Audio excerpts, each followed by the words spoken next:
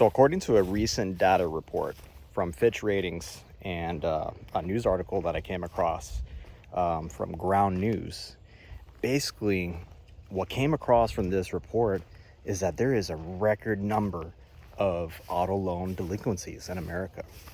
That's a very troubling sign for our economy.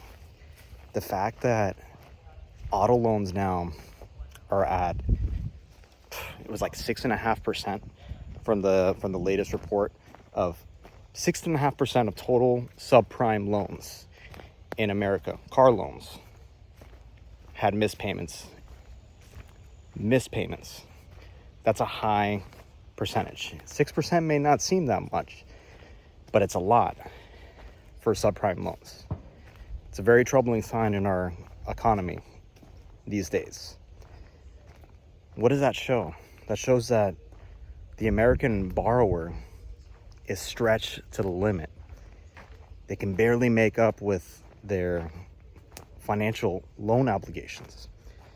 And that goes to show that we as Americans, we really need to have a sort of gut check or reality check that going into expensive cars that depreciate over time, they lose their value, and you're throwing away all this money on a wasteful monthly payment. And that's not even factoring other expenses that go into a car. You have insurance, you have gas, you have repair bills, even if you're outside of warranty. So, if you look at the recent data, the average car loan is around $700 a month. Think about what you can do with an extra $700 a month. You could start an emergency fund.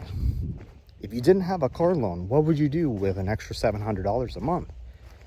Look at groceries, how they are. Groceries are through the roof. Healthcare expenses. To pay for, these day-to-day expenses is insane. So when you factor in that you have to pay for a car loan, let's assume that it is $700 a month, that's insane. That's absolutely crazy. And it makes a lot of sense why there's so many missed payments now for auto loans. You look how high interest rates are. They've averaged around 6 to 7% if you have excellent credit these days. We're toward the end of 2025, but when you looked back in 2024, interest rates were as high as 9% for great credit if you were looking to obtain a car loan. It just goes to show that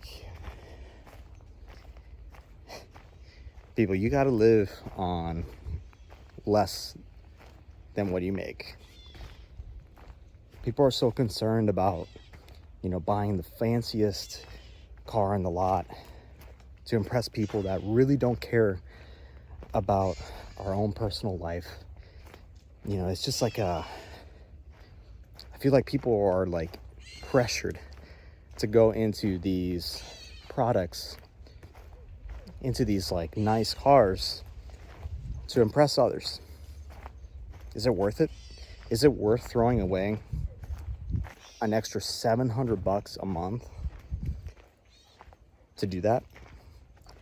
To potentially ruin your financial profile? It just doesn't make sense to me. It doesn't surprise me that there's so many people missing their car payments now, because this economy is it's tough. It's hard to just get by, even if you don't have a car loan. Just how expensive other expenses are, from groceries to health insurance. America is an expensive place to live in, but I don't know. Got to live on less than you make.